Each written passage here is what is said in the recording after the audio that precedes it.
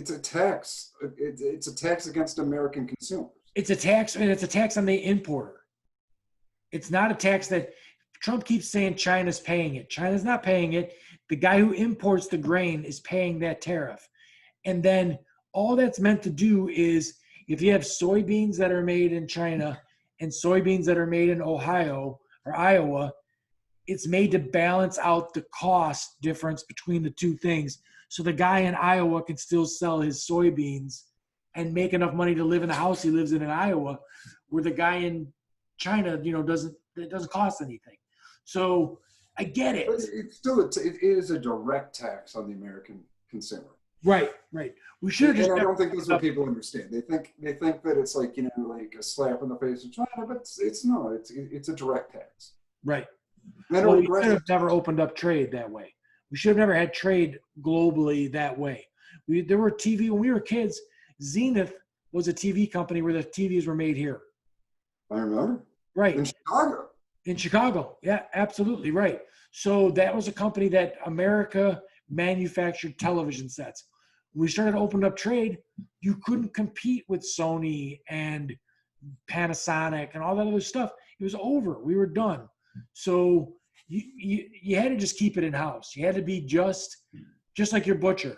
He's going to make it right there. You're going to eat it right there. He's going to source it from some farm that's 40 minutes out of the city. That's how it's going to happen. But everybody wants cheap shit. So, I don't know. It's the Walmart culture. It is. I don't shop at Walmart. I like local business. I like supporting local business. You keep fighting that good fight, Karl. I think it's over. I was with you. It is over, and you know what? It's a privileged thing to be able to say that, because you know what? Right. It's like, I'm going to pay a little bit more to go to my local butcher, but you know what? I can afford to pay a little bit more. I think you're just prolonging the inevitable. You're prolonging the inevitable. I was all about, I'll never shop at Walmart. I'll never go to those stores. Fuck those people. And then Amazon came along, and everybody just buys everything from fucking Amazon now. I'm like, fuck it. You know what? Everything. I'm just going to buy everything from fucking Amazon, and this thing's going to blow up because it can't go this way. Our friend Jerry, he had a bike shop in New Buffalo, and he relayed a story on a podcast where he started buying these Schwinn bikes, and he was getting a good deal on them. The profit margin was good. He went into Amazon Marketplace and said, you know what, I'll expand. I'll start selling some stuff on Amazon. Amazon watched what he was doing, saw the profit margin he was making, and then made a deal with Schwinn to buy the bikes for even cheaper, undercut Jerry. Jerry lost his bike shop. So, that's what Amazon does. Amazon devours every mom and pop outfit out there. And we're living in a world where no one that's in charge is trying to stop that from happening. So on the lower level, you're doing the right thing by trying to shop local, but without the government doesn't need to be there to make sure that lady doesn't get $400 worth of food stamps. The government needs to be there to make sure that Jeff Bezos doesn't fleece the country for fucking $6 billion and doesn't pay his fair share. If I had my druthers, there'd be a tax bracket that'd be like, listen, you make $100,000, it raises like this. You make $200,000, it raises like this. You make $4 million, it raises again, all the way up to where, like I said, 99.9% on a guy that's making $1 billion a year. And Jeff Bezos would still be a guy that probably would clear $2 billion a year. And good, you know what? And if he's contributing that back to the economy, then I have less problem. Right. If 16 billion is coming back, all the more power to you, bud. You keep knocking your socks off. You keep doing your thing, man. But it's ego driven. It's not money driven. No, you can't. Because you don't need more money. No, right. You couldn't. If you have $1 billion, right? You have a baby for your name. You will never. Your children, your children's children, your children's children's children will never have to work a day in their life. No, it turns out Bezos' ex-wife is pretty good. She's given Yeah. like $400 million away in the last like month and a half now. Like Good for she's her. like insane. That's a spite divorce that I actually like to see. Yeah, right. My spite divorce did not go that well. So if I'm talking to a right winger, there's a whole mess of, we got on this topic because I was explaining that I'm a progressive, not because I have like soft, mushy feelings about everybody.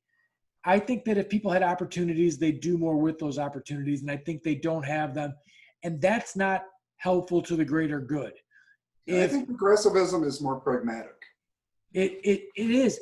If you take healthcare and the way that it's like stuff gets so twisted.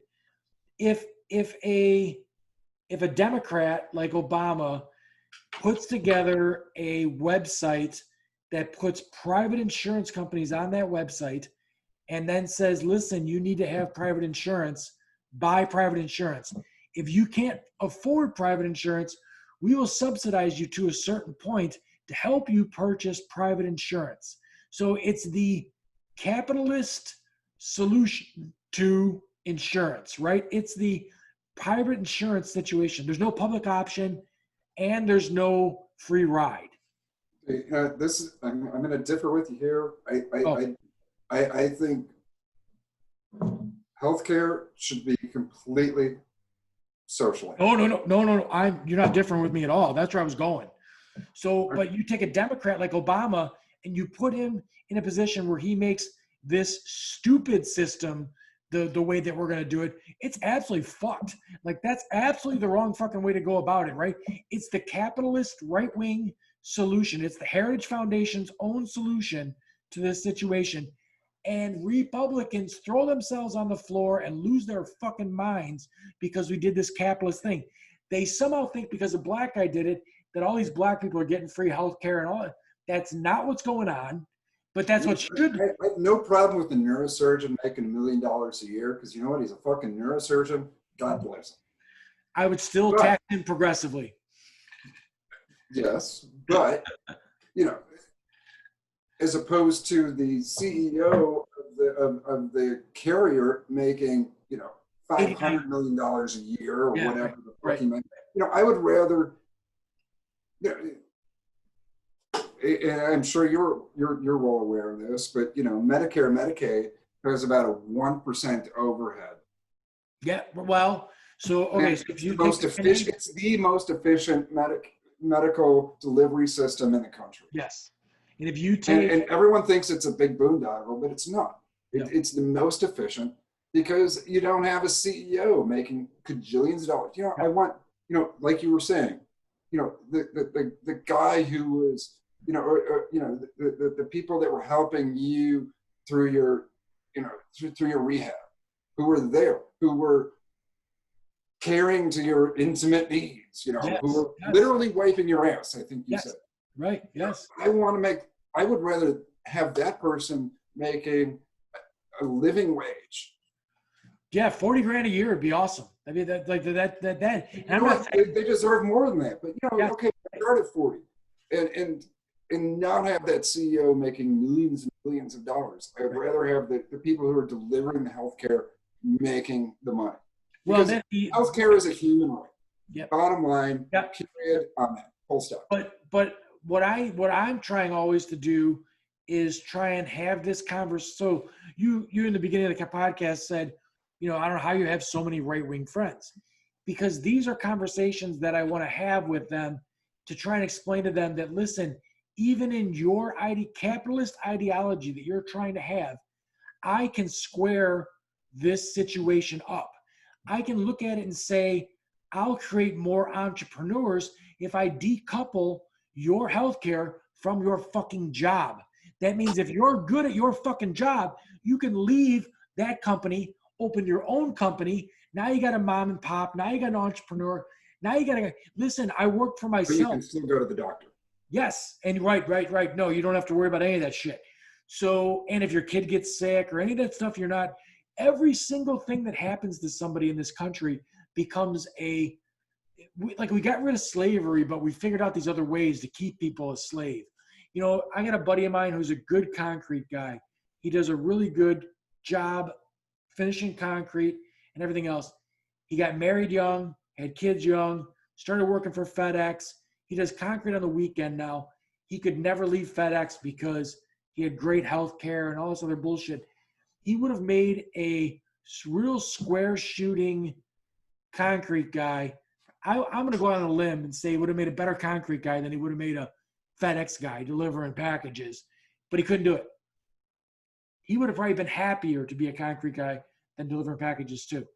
So it doesn't make any sense to me from a capitalistic point of view to have that be the system that we're in. And if you just, the problem is we've got too much disinformation out there. If you just sat down with someone and said, listen, this is Denmark. Denmark spends $4,000 a year per capita on healthcare for everybody in their country. And they're healthier, they're thinner, they eat better, and they live longer. And they have a better birth mortality rate than we do. Why the fuck are we doing it our way when we spend $12,000 per, 3 times as much as they spend for shittier outcomes? We have more diabetes, we have more heart disease. Everything is wrong about what we're, it's like it's staring us in the face. And this goes back to the COVID thing.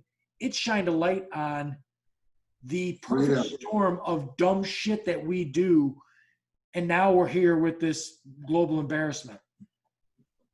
You know, when the Antichrist comes, he's going to come wrapped in a flag, and Yeah, right. I forget what the quote is, but yeah, you know, people have, they think it's freedom. You know, it's like it's our freedom. Yeah, freedom. It's our net, you know, our right as Americans to like make these really horrible choices and let people die and pay too much to let people die. It's the polar opposite of freedom. It's slavery. It keeps you tacked down, nose to the grindstone. Karl, I think there's enough people out there that they're living hand to mouth. They don't have time to pick their head up and look at, hey, how the fuck is Canada doing this? How the fuck is fucking Cuba doing this? And you know what I mean? Like there's countries that are not even, there's people living in grass huts and they can still get health care. Like it doesn't make any sense. None of it does. I had a story that, and I mean, I was back in the day, I did not have time to pick my head up and look at that stuff. I was working construction, had my crew. I would take off 2 weeks out of the year, go to Canada, go fishing, and then I would do 1 week in like Tahoe or something like that in the wintertime. But I'm in Canada. Young guy is driving the boat. So we're in the boat for 8 hours a day with the guy. You have all these conversations with him, get to know him and everything else. He goes skiing, breaks his arm, shatters his arm all to hell. And I hear about it and I'm like, oh my God, what's this kid who makes $400 a week gonna do with this shattered arm? I did not know they had socialized medicine in Canada. He got himself back to work like right before we came back up there, almost a year, like in September in the fall. He finally gets back to work. And I looked at him and I said, how the fuck are you paying for anything? He had like 4 surgeries. How are you paying for the bills? And he's like, what bills? And I'm like, do you understand that'd be like $100 and some odd $1,000 worth of stuff you had done to you? And I go, if it was me, I'd be bankrupt. And I'm a contractor. You make $400 a week. He's like, no, we have socialized medicine in this country. I just go there and then they fix my arm and then they give me pills and everything's fine. And when I'm off, they pay me all my wages the entire time that I'm off and everything else. It's almost like a humane, and people look at that and say that somehow that's going to destroy, that's not freedom. That's the absolute, you're free to heal. You're free to go home and get better so you can go. And you know what? He didn't milk it. He didn't be like, oh, I'm going to see if I can get 3 or 4 years out of this broken arm situation. He got right back to work as soon as you get back to work. Like, that is freedom. The other thing is, I don't know what it is. Like, that's not freedom.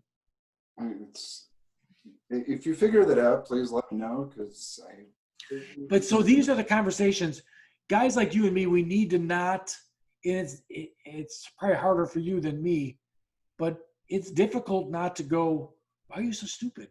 Like, this is clear as day. This is not complicated. Like when Obama was trying to reform healthcare, I was really let down that we just didn't go straight up socialized medicine. And then when we didn't do that, I'm like, all right, please just do the post office. Just do a public option where you take, because really Canada's system is more of a public option. Well, they pay for it. Yeah, They it's pay for 3%, it. right? 3% overhead. Taxes, Yeah, they pay for it. yes, Because someone has to pay for it, they pay for it. right. And they get value for what they pay. I've been, our friend Eric, he works for the post office, and Jerry did too. It's amazing when you talk to right wingers that think that's a socialized program. It's absolutely not. There's absolutely nothing wrong with the post office. You can buy a 50-cent stamp, stick it on a letter, and 2 days from now, my cousin in California has it in his hand. Where the fuck else can you do that? And if you go private, it'll cost you $8 to do the same fucking thing. This doesn't make any fucking sense at all. Like, Well, and they robbed the whole post office Yep. retirement fund. right. But that's, I'm sure Jerry has Mhm. more detail Yep. on it. We talked about it. But there's all these things that like you can be, UBI would be the big one. You would be free to do the things that you want to do. Germany's playing with it. I think if Germany can get it and get it right, maybe that would be the impetus where people could look at it in our system and say, well, maybe it's possible. Because Canada, for some reason, Canada is basically America.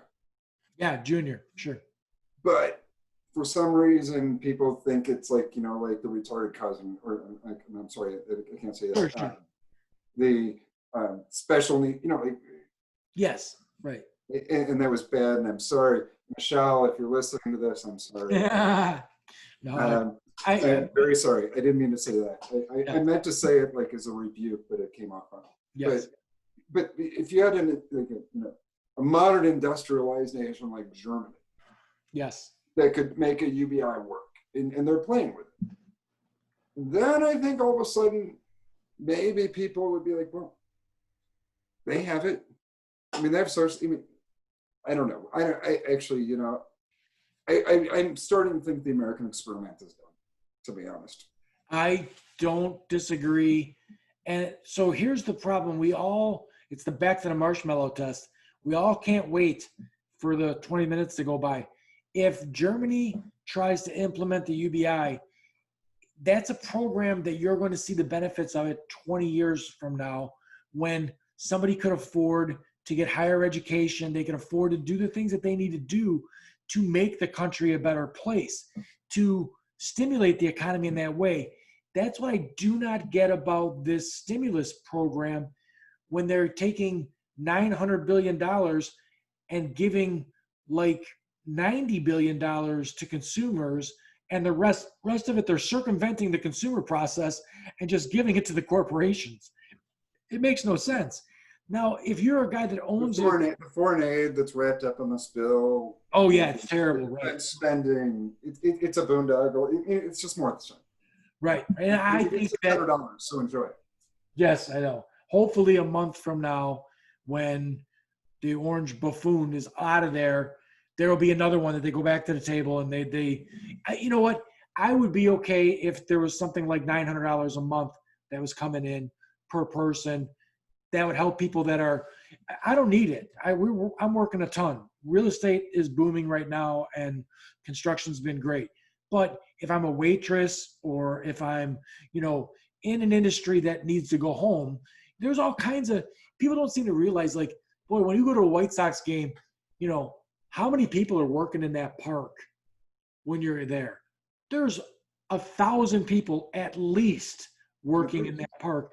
And, you know, we're White Sox fans. There's no one there. So, you know, it's not like the park is full. So, you know, like that's 1,000 people that don't have jobs. If you work as a roadie for concerts, you don't have a job. There's all kinds of things that don't have jobs right now. And if you're at least getting $900 a month, and then you can pick up something else, foods, whatever you can do to get by during this time, that's great. I personally think it should be $2,000 a month. The street, like Kelly was saying, they're not like, Yep. no one is there because they choose to. No one, no one grew up saying, I want to be living in a tent on State Street. No, but no one that's sane. Right. No one that's got their faculties. The problem is you're down there, and Kelly was talking about guys walking around with their pants down and everything else. Some of those people aren't mentally okay. Right. No, I mean that, you were talking about when Reagan defunded the entire mental health federal. Right. I was in Madison. That was right. The effects were hit like right when I went to Madison in college, and there was the biggest mental health hospital was in Madison, and basically they just closed up and said, all right, go with God. Yeah. And the streets were just inundated with, these people need help. They were, they were in a hospital, they were getting medicated, they were getting treatment. And then one day it's just like, there you go. Yeah. And so I don't know how. What are they supposed to do? They don't have the faculty. It's not their fault. Right. No, and I get it. But like they looked at it like it was a cost-cutting measure that they were doing to just empty these places out, which, that's a problem that doesn't have a solution, right? If you're a paranoid schizophrenic and you have voices in your head and you need medication to stop that, that's never going to be, and then you don't have a support system at home where someone can take care of you, that's never going to be a thing that's going to change. They're not going to cure you of this. So when you're a right winger, you look at it and you go, well, there's no cure. So, but again, I don't want to be like, I don't want the podcast to be a super downer, but if you look at all of those systems, the prison system is terribly broken. And the problem is there's solutions to these problems. If you look to the Netherlands, their prison systems are rehabilitation systems. Their rehab programs are the same thing. They are rehabilitating these people. They're fixing the people and then putting them back out into the world, and then they're productive pieces of society. There's the bad of the bad. Yes, fine. Let's put this over here. The guy who got nailed for selling, coke on a corner. You know what? Give him a trade. Bring him in and rehabilitate him. Teach him how to frame a house. Yep. Teach him how to pour concrete. Teach them how to do something. So I agree. No one is selling crack because they want to. People are selling crack because they have to. Well, they're selling crack because it's a way better thing than wiping asses. And that's the only other job in their neighborhood, right? You can go work at that hospital downtown, or you can flip burgers, or you can sell. Hey, I'll tell you what. There's a higher risk. I bet you if you had a guaranteed living wage, I bet you most people who are selling crack would rather flip burgers. Safer. And earn a living wage, not have to be out there dealing with that shit, getting shot at. And they're not making money. No. It's not like they're getting rich. Everyone thinks, they're not making, give them a living wage. And, they would rather work in a restaurant. They would rather work at any one of these other things if they could actually make a living and pay rent and, maybe go see a movie once in a while. And right. So that's the projection you put on people, and that's the projection that I put on people. The projection that a right winger puts on people is that they're lazy and they don't want to work. And this is not going to be a popular thing to say, but I think there's a lot of right wingers out there that, if given the choice, they look at it from their own point of view, right? They look at it like, if given the choice, I would just stay home and watch fucking Maury all day long and drink beers, and I wouldn't go to work. That's what they're saying. I don't believe the majority of people would do it that way. All right. So here's where I'm gonna wrap this whole thing. Go. All right, because I'm getting sleep.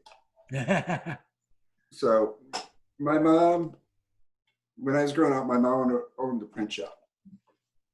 It's outside of Chicago. And there were really two classes of people that worked there. There were the old Polish dudes who ran the presses. Okay. And frankly, illegal Mexicans who did pretty much everything else. And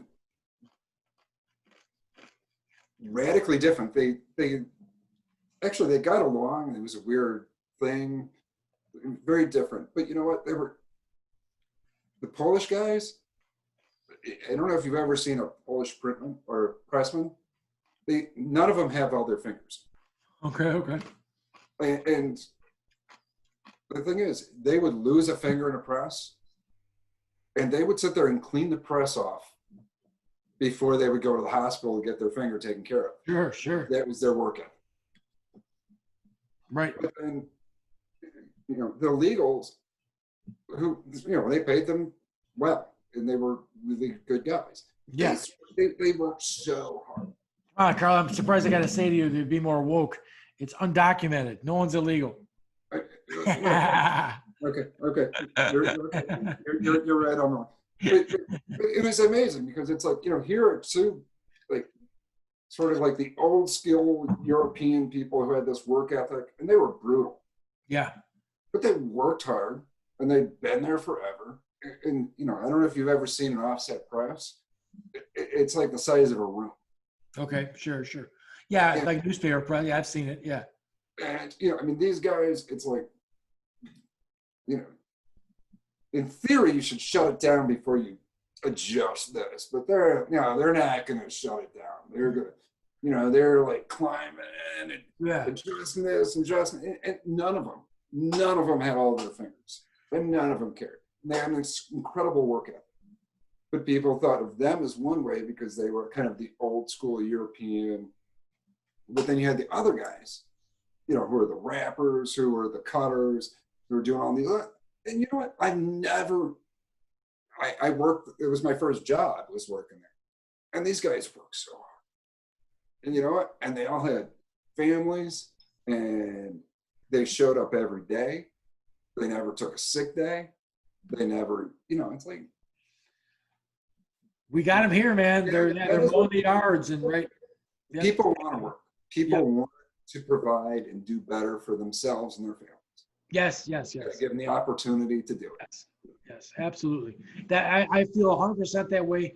The problem is if the only opportunity is $7 or $8 an hour, and then you realize you can't make it, and then you need to do something, and you get caught by the law because you did something stupid because you're trying to get away with something because you got kids. This thing where I get a lot of right-wingers who want to impose this responsibility. Well, don't make babies then. Well, wait a minute. The same right-wingers got a kid when she was 18 years old or 19 years. You made babies. Like, this is how, listen, you can't take someone whose job, the one that I dislike the most and makes no sense from any vantage point except for the, like, I don't even want to say morally, but like just to prove a point, is I'm going to drug test you if you're on welfare. It doesn't make fiscal sense. And listen, if your job all day is wiping asses, let that fucker have a joint. But you've seen the statistics. They've done this, and the money they spend drug testing is they'll catch like one guy, like having a joint. They're not. There's no crack workers that are or crack smokers that are. It doesn't. The crack smokers are in a crack house, right? They're not going to stand in line and collect welfare, right? That's a job in itself. Yeah, I've seen the statistics. It's not even close. The money that you spend drug testing for welfare benefits, and more importantly, okay, you know what? Mom smokes crack, but you know what? Mom's got kids. So you're going to deny that kid Right. Right. food because Right. mom's got a problem? I Yes. mean, no. I don't want to. I don't want any. This is America. We're the richest country in the history of the world, and I don't care what the fuck your mom does.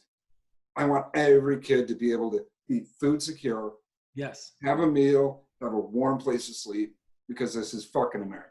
So that's another upside to COVID is we found out that all these kids that don't go to school and get the lunch program and the after school snack were not food secure.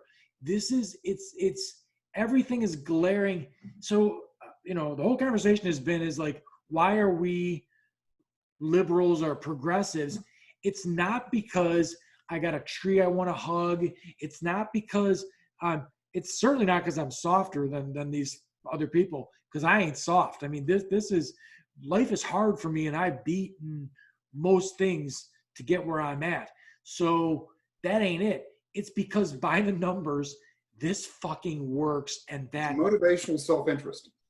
yes, it's Your absolutely. life is better. My life is. Everyone's life is better if everyone's life is better. Well, and think about it, even from like this silly nationalistic, if you're the flag waving America's number one, you've got nothing to back that up, no reason why America's number one, but you're saying it. If you want America to be number one, wouldn't it be better if everybody in America get a college education? Wouldn't it be better if we get a smarter populace or trade school? I'm not making it one or the other, but wouldn't it be better if everybody in America was healthier? Wouldn't it be better if everyone in America, we had less diabetes? Wouldn't it be like, let's Wouldn't it make be better if there was no veteran sleeping on the fucking yes, right. Let's make America number one. Let's We not could. just say it. We have the money. We have the resources. Right. Right. It's Well, the collective we doesn't have the if you have a resources. disparity of income to obligation, but we don't. We just don't have the distribution. Right. Right. Well, it's that, and the media is funded by billionaires who convince guys who live in McMansions that everything's gonna be taken from them, and it's just No. See, this is where you're wrong. It's not the guys in McMansions. It's the guy making $45,000. Yeah, right. No, I agree. Vilifying the guy that's making $20,000. Yes. And the guy that's making $20,000 a year vilifying the guy that doesn't have a job. Yes, right. You're vilifying the guy who has less than you. Right. You're trying to use him to stand on to get to where you're trying to get because, right. So you're trying to make him I get it. For sure. I agree. I mean, but like I got friends that are, plumbing contractors. They live in their, $600,000-$800,000 home. And, they think that they're wealthy. And like, listen, guy, Donald Trump wouldn't let you wash his balls on the golf course or otherwise. So like the problem is we can't do math in this country. If you're a guy that's got $1 million, you think you're doing something that a guy that's got $1 billion is. Somehow you guys are on some. It's not even remotely close, guy. That guy has 1,000 of what you have. Your whole life wrapped up. He has 1,000 of those. So like he could write a check for your net worth and not feel it. Not even know it. They'd be like, right, I have $1,000 and some guy in the street says, can you spare a buck, pal? Yep. And I have $999 now. I'm fine. I got no fucking problem. But these people can't see it that way.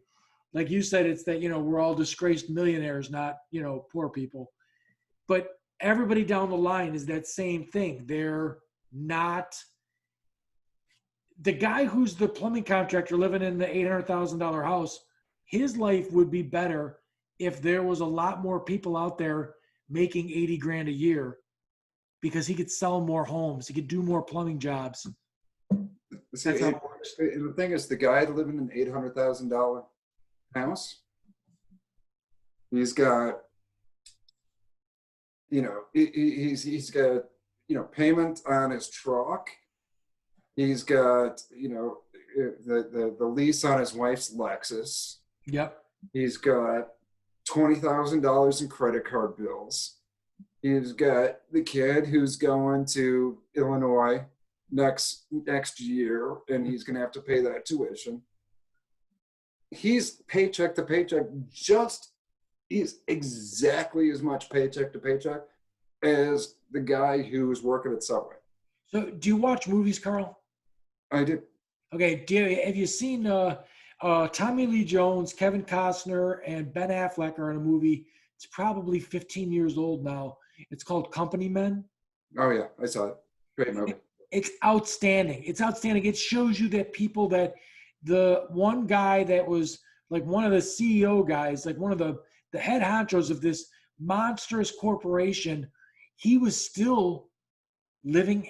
His daughter was going to be going to Italy for the summer, and college was costing this, and they're living in a mansion and all. And as soon as the money stops, he's fucked. He kills himself in the garage because he's going to cash in on the life insurance for his family because he can't make any money anymore because they laid him off. So and all the way down the line, everybody was the same until you get to a certain point where, the Tommy Lee Jones character, when they cut him loose, he's like, I got so much money, it don't fucking matter. I'll just open up another company just like this and, I'll be fine.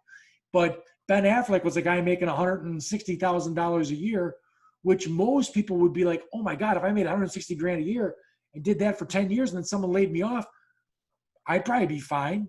Yeah, but you wouldn't live like, nope, you wouldn't live like you live. You'd live like he lives. Right. I'll tell you what, being injured changed that for me. I don't live like I used to live. I don't do things the way that I did. And I've explained to my sons over and over again that it's probably more important on how you manage your money than it is how much money you make. You could live in central Illinois, make $50,000 a year, and have money to do anything you want to do because you can buy a house for $80,000, $100,000 down there, and just live reasonably. Don't buy the $60,000 car. Don't do dumb shit, and you'll be okay. The problem is, as soon as you make another $20,000 on top of that, you go out and you buy yourself something new, and then it becomes the thing. So, but anyways, that to me, that movie, if you watch the Kevin Costner parts where it's the construction stuff, that's one of the best movies for getting to know what it's like to be on a construction crew. That sort of thing where you're, living like that, eating your lunch, I'll have to rewatch it. I'm going to rewatch it with you, Mike. There you go. All right, man. I appreciate hanging out with you. All right. We are I hope it's this year. White Sox. Oh my! We didn't talk about that stuff. We got to get off this podcast. Did you enjoy this? This season was fun. I enjoyed it. I'm very, very, very upset. It was fun, but disappointing. Yes, I'm very upset about the Tony La Russa thing. It's terrible hire. Terrible hire. What are you doing? But it's the best young club in baseball, and you hire a fucking fossil. A guy who doesn't right. Oh my God, so old and racist and just terrible. But they just got the Jeremy Lin or the Lin guy from the Brewers, I think the pitcher. So it's even looking better for Kopech will be back, and oh my God, that team it's so good. Oh, let's hope that we could actually hang out and watch a game together. And let's do it the right way. Let's go get nosebleed seats and go to 3 games instead of buying good tickets and going to 1 game. That's why we're Sox fans. We're not Cubs fans. There you go. All right, brother. Good talking to you. Well, I'll talk to you soon. All right, bye-bye. Bye.